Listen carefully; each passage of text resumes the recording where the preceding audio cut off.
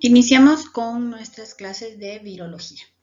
Esta presentación va a ser sobre la definición de virus y virión y algunos términos que debemos conocer, las propiedades de los virus, su estructura y cómo los vamos a clasificar. Recuerden que esto es una introducción para cuando ustedes van haciendo sus clases tengamos una idea general todos de qué es de lo que nos están hablando.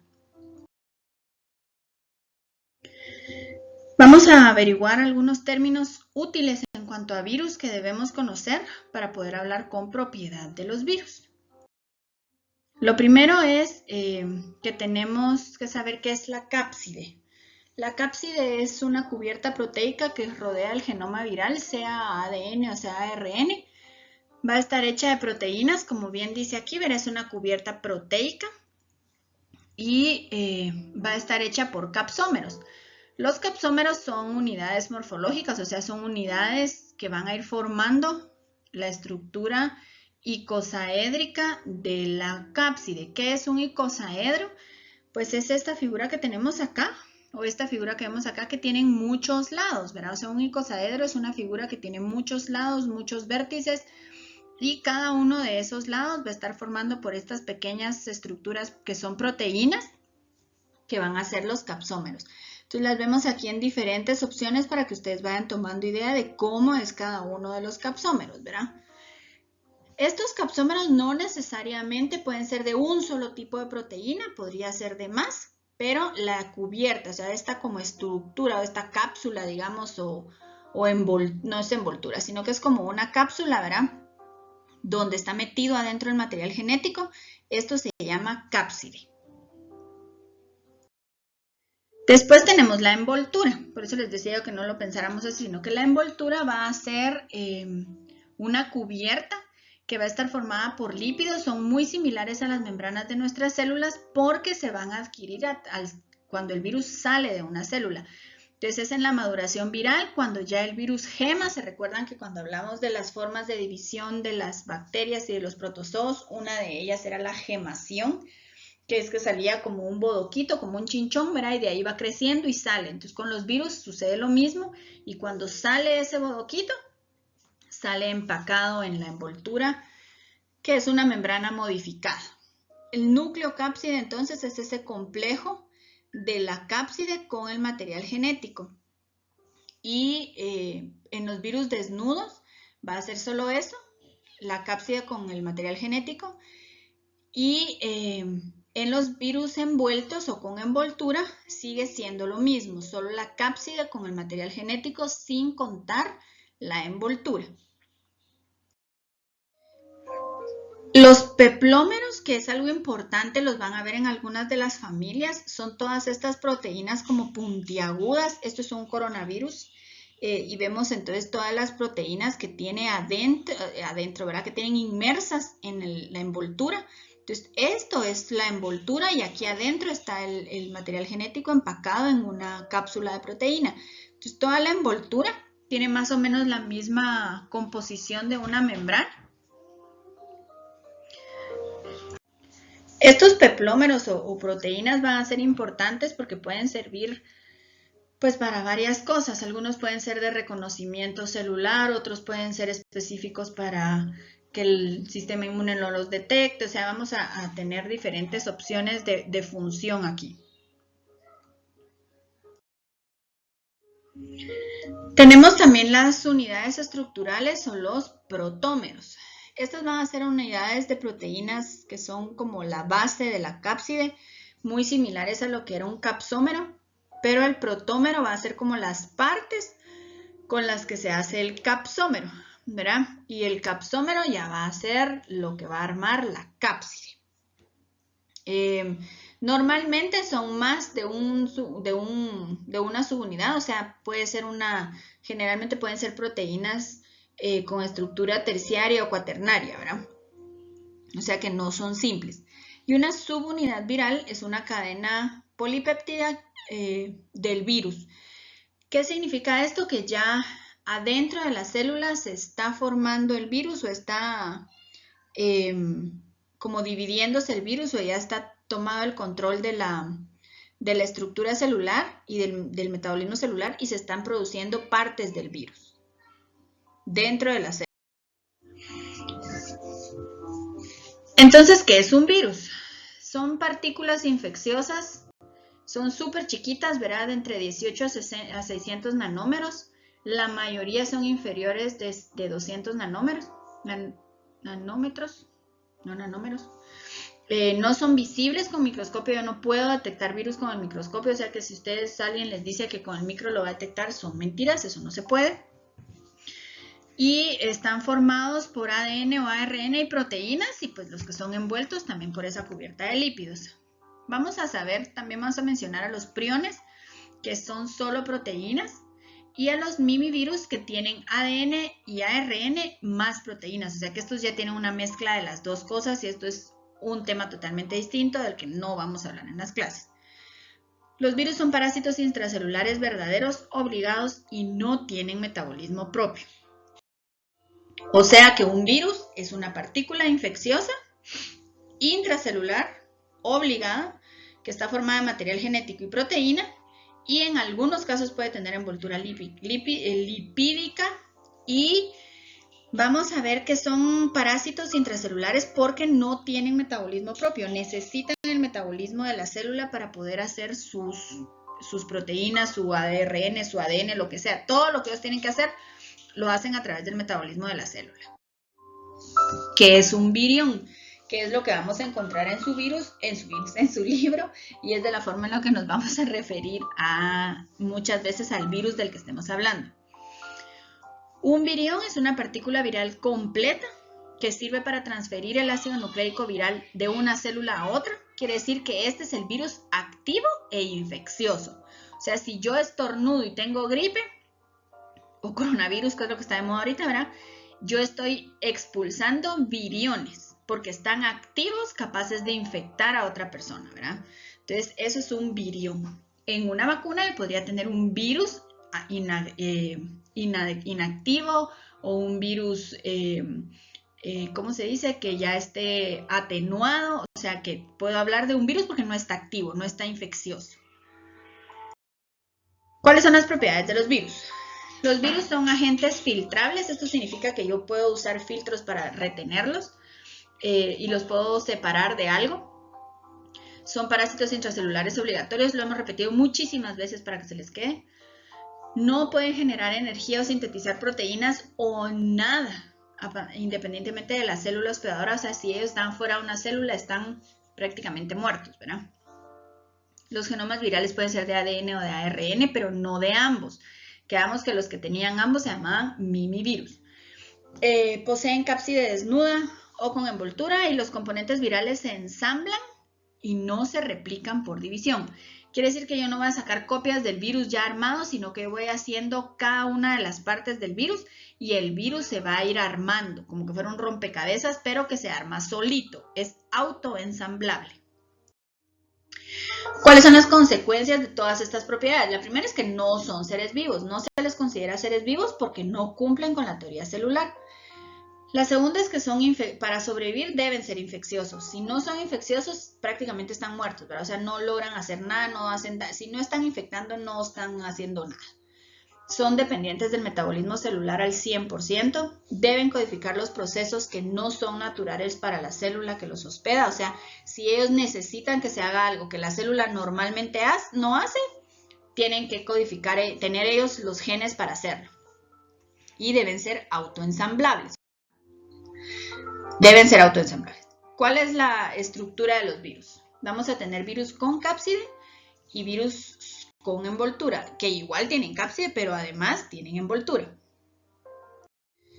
¿Qué significa esto? Vamos a ver entonces que tenemos aquí adentro esto que se ve aquí en verde, con forma de figura geométrica, ¿verdad? Es un icosaedro, que es la cápside. Adentro está el genoma, ¿sí?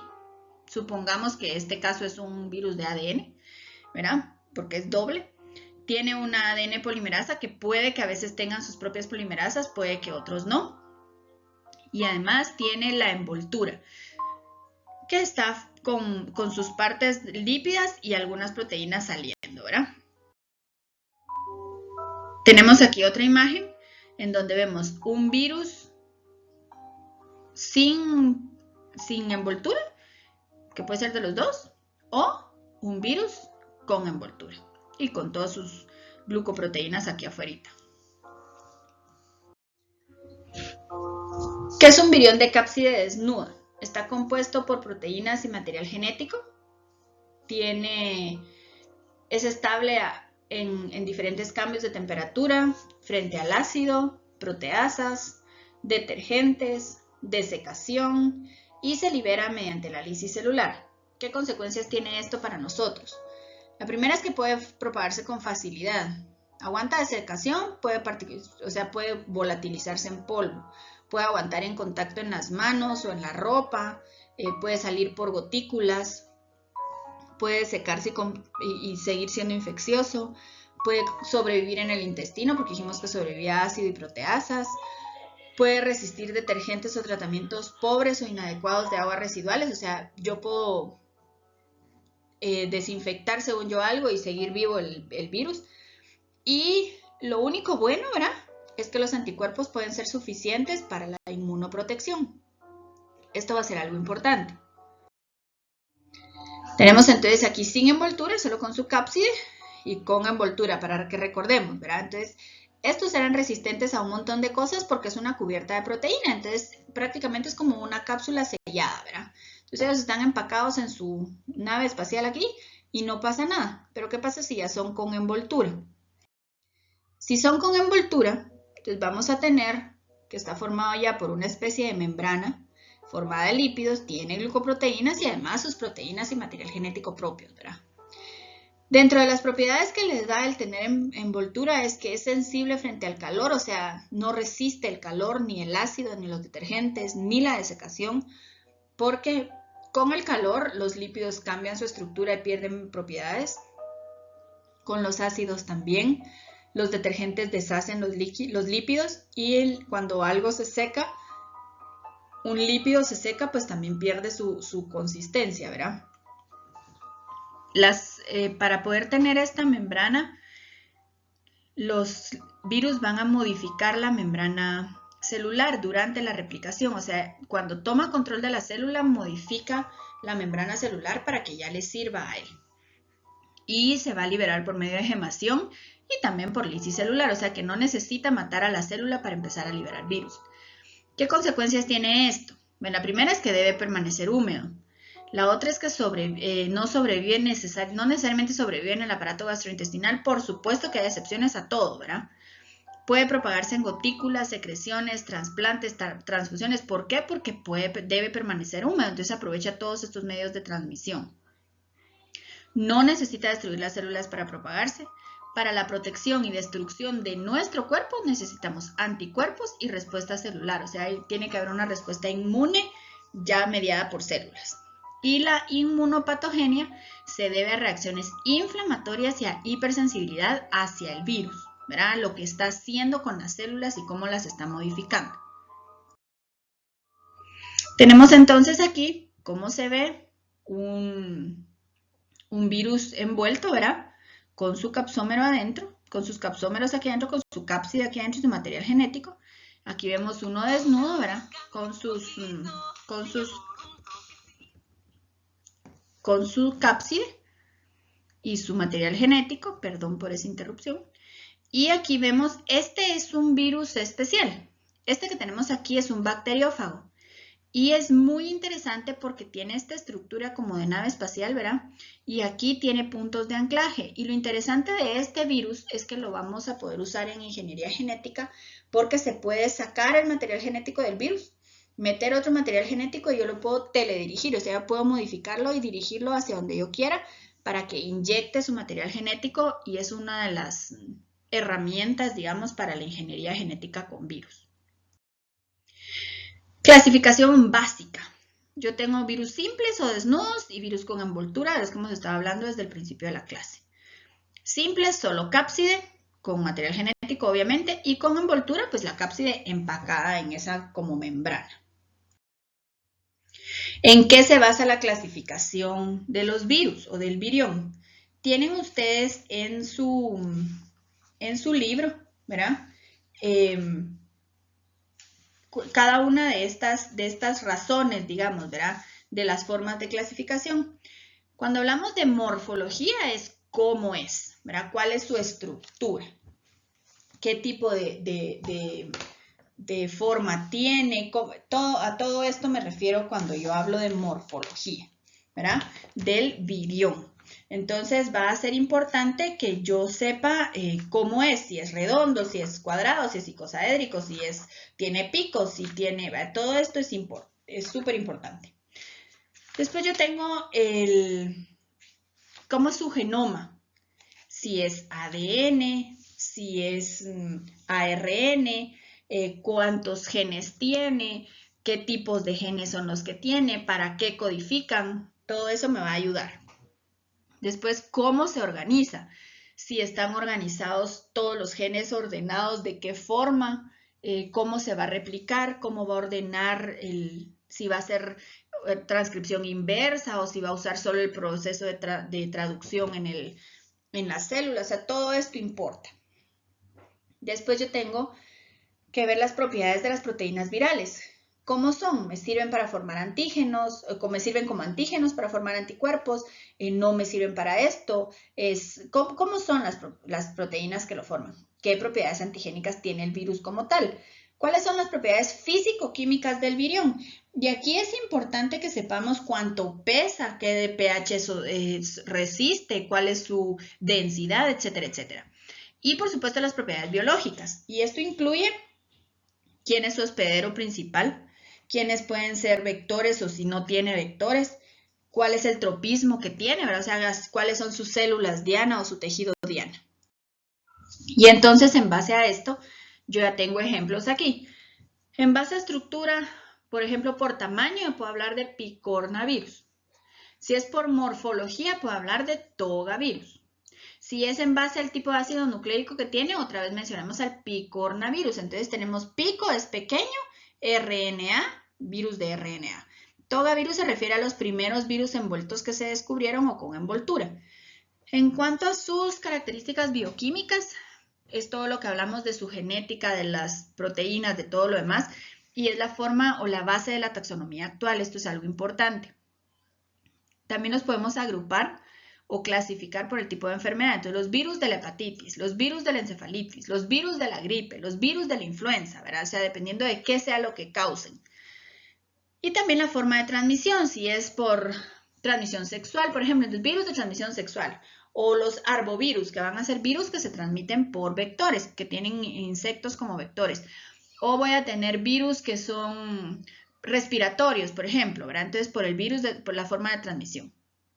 Otra forma de clasificarlos es por la célula hospedera o rango de hospederos que tienen. Entonces, son virus de humano, virus de ratón, por ejemplo, la encefalitis equina, la gripe aviar, la influenza porcina, la influenza en humanos. O sea, yo puedo decir, dependiendo de qué sea. Y después ya hablo de los bacteriófagos, en el caso de las bacterias. Y en las plantas, si son virus del tabaco, por ejemplo, virus del tomate o virus del cardamomo, ¿verdad? Entonces, digo de qué es. Y la última forma de clasificarlos es en base al tejido u órgano que van a atacar. Por ejemplo, los adenovirus pues tienen que ver con sistema inmune. Los enterovirus van a tener que ver con todo el sistema digestivo. Aquí tenemos algunos ejemplos de los virus, ¿verdad? Para que veamos cómo son de diferentes. Entonces yo tengo varios virus aquí y todos son diferentes. Aquí tenemos otros virus. También viendo la simetría que tienen, si tienen o no envoltura, si son helicoidales simples como el ébola, por ejemplo, o si ya tienen una estructura mucho más compleja, ¿verdad? Y este es otro ejemplo también de los diferentes tipos de virus. Un fago es un bacteriófago, ¿verdad? Aquí tenemos un virus que es como espinosito pero largo, uno que es redondo, uno que no tiene como ninguna espina, este que tiene la cápside como dos envolturas, este que es como colocho adentro, o sea, tenemos diferentes tipos, ¿verdad? Y este es otro dibujito para que ustedes vean todas las diferentes formas que van a tener las espinitas que pueden tener afuera y que sirven para reconocimiento. Ahí está el virus del ébola que les mencionaba hace un ratito, ¿verdad?